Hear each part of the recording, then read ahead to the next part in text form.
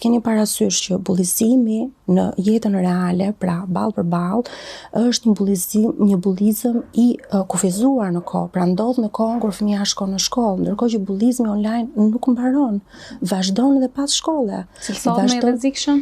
Është shumë i rrezikshëm sepse është i heshtur, sepse është një bullizëm i cili nuk bërtet shumë, nuk ka shumë shenja fizike, por ka shenja të brendshme që lë tek fëmijët dhe tek adoleshentët.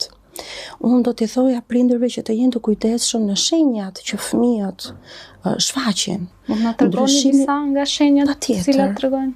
Në përgjithësi, ndryshimi drastik i sjelljes së një fëmie, pra kur është një fëmijë ekstravert, i qeshur, i hedhur, i lumtur, dhe krejt papritur bëhet i ndrydhur, bëhet i heshtur, mbyllet në dhomë, nuk flet më me familjarët, nuk kalon më kohë me ta, atëherë këto janë zile të heshtura të alarmit, por që prindrit duhet jenë të kujdesshëm që t'i dallojnë ato.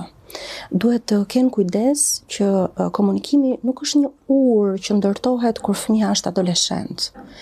Është një urë që ndërtohet që herët në vegjëlin, që në foshnjëri e në fëmijërinë e hershme, me momente të vogla, cilësie, komunikim cilësor midis fëmijës dhe prindit. Gjithashtu, një fëmijë që nga i urt, i paqt, i duruar, fillon të ketë shpërthime të humorit, fillon të ketë nervozizëm të shtuar, humbje të durimit, patjetër që ka diçka të cilin prindi duhet të jetë i kujdesshëm dhe i vëmendshëm për ta kapur në kohë, për ta lehtësuar fëmijën, për të kuptuar çfarë ai po kalon.